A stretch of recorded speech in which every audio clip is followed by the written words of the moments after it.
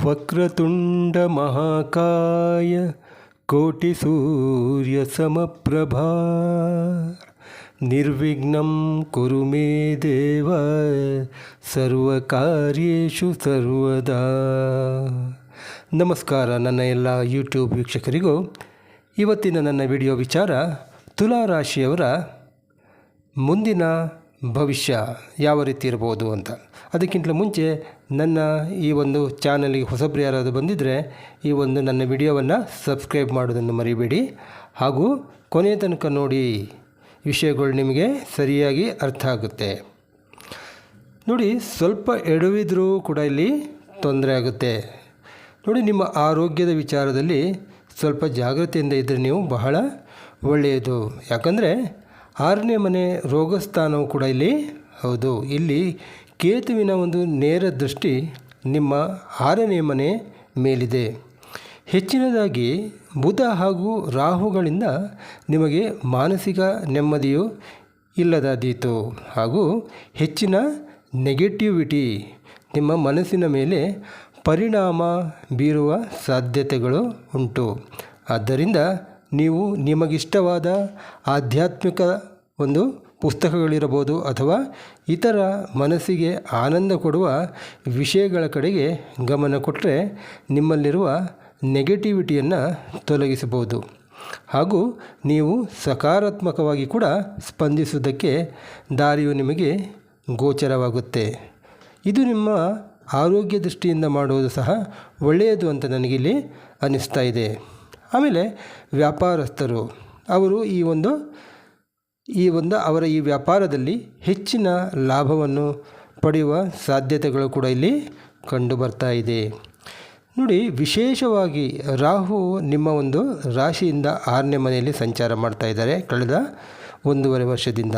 ಇದು ನಿಮ್ಮ ಒಂದು ಅದೃಷ್ಟವೇ ಅಂತ ಹೇಳ್ಬೋದು. ಯಾಕಂದರೆ ಇಲ್ಲಿ ಹೇಳ್ತಾರೆ, ರಾಹುರ್ ಬಾಹುಬಲಂ ಕರೋತು ವಿರೋಧ ಶಮನಂ. ಅಂದರೆ ಬಾಹುಬಲದಿಂದ ಎಷ್ಟೇ ವಿರೋಧಿಗಳಿದ್ದರೂ ಕೂಡ ಅದನ್ನು ಶಮನ ಮಾಡುವಂಥ ಒಂದು ಸಾಮರ್ಥ್ಯ ಈ ಒಂದು ರಾಹುಗ್ರಹಕ್ಕೆ ಇದೆ. ಹಾಗೂ ನಿಮಗಿಲ್ಲಿ ಈ ಒಂದು ರಾಹುಗ್ರಹ ಭಾಳಷ್ಟು ಇಲ್ಲಿ ಸಪೋರ್ಟ್ ಮಾಡ್ತಾ ಇದೆ.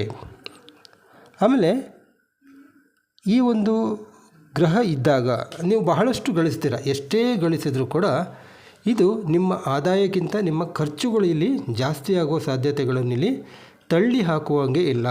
ಆದ್ದರಿಂದ ಹೆಚ್ಚಿನ ನಿಮ್ಮ ಅನಗತ್ಯ ಖರ್ಚುಗಳಿಗೆ ಕಡಿವಾಣ ಹಾಕಿ. ಹಾಗೂ ನಿಮಗೆ ಬೇಕಾಗಿರುವ ಪದಾರ್ಥಗಳ ಅಥವಾ ಬೇಕು ಬೇಡಗಳ ಲಿಸ್ಟನ್ನು ಮಾಡಿಕೊಂಡ್ರೆ ಅದರಿಂದ ನಿಮಗೆ ಉಳಿತಾಯ ಸಹ ಆಗಬಹುದು. ಹಾಗೆ ನೀವು ಅಂದುಕೊಂಡ ಕೆಲವು ಕಾರ್ಯಗಳಿಗೂ ಸಹ ಇಲ್ಲಿ ಸಹಾಯವಾಗುತ್ತೆ.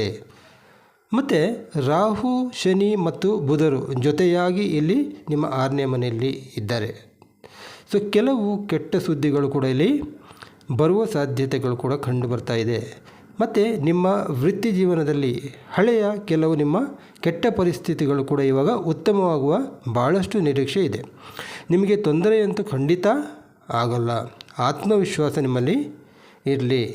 ಮತ್ತು ಮಕ್ಕಳ ವಿದ್ಯಾಭ್ಯಾಸದ ಬಗ್ಗೆ ಸ್ವಲ್ಪ ನಿಧಾನವಾದರೂ ಸಹ ಅವರು ಕಷ್ಟಪಟ್ಟರೆ ಮುಂದೆ ಉತ್ತಮ ಅಂಕಗಳನ್ನು ಪಡೆಯಬಹುದು.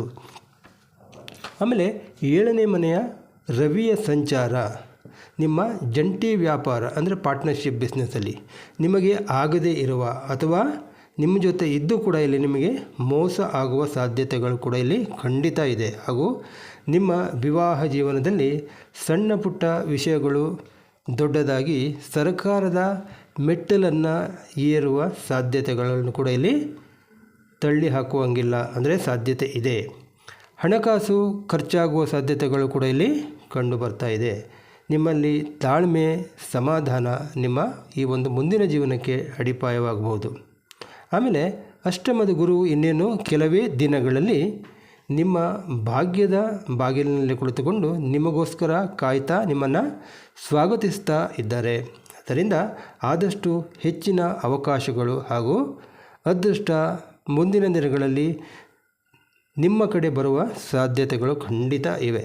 ನೋಡಿ, ನೀವು ಇಲ್ಲಿ ಮಾಡಬೇಕಾಗಿರೋದು ಗಣಪತಿ ಹಾಗೂ ಶಿವನ ಆರಾಧನೆಯಿಂದ ನಿಮಗೆ ಒಂದು ಹೆಚ್ಚಿನ ಅನುಕೂಲ ಖಂಡಿತ ಆಗುತ್ತೆ. ಆಮೇಲೆ ಪ್ರತಿ ಸೋಮವಾರ ಗೋಧಿ ಕಾಳನ್ನು ಒಂದು ಮುಷ್ಟಿಯಷ್ಟು ದಾನ ಮಾಡಿದರೆ ಇದರಲ್ಲಿ ಬಹಳಷ್ಟು ನಿಮಗಿಲ್ಲಿ ನಿಮ್ಮ ಒಂದು ಅವಕಾಶಗಳು ಉತ್ತಮವಾಗುವ ನಿರೀಕ್ಷೆ ಇದೆ. ಈ ಒಂದು ವಿಡಿಯೋ ನಿಮಗೆ ಇಷ್ಟ ಆಯಿತು ಅಂತಂದರೆ ಒಂದು ಲೈಕನ್ನು ಕೊಡಿ ಹಾಗೂ ನಿಮ್ಮ ಫ್ರೆಂಡ್ಸ್ ಜೊತೆ ಶೇರ್ ಸಹ ಮಾಡಿ. ಸಹನಾವವತು ಸಹನೌ ಭುನಕ್ತು ಸಹ ವೀರ್ಯಂ ಕರವಾವಹೈ ತೇಜಸ್ವಿನಾಮಧೀತಮಸ್ತು ಮಾ ವಿದ್ವಿಷಾವಹೈ. ಓಂ ಶಾಂತಿ ಶಾಂತಿ ಶಾಂತಿ. ಎಲ್ಲರಿಗೂ ಶುಭವಾಗಲಿ.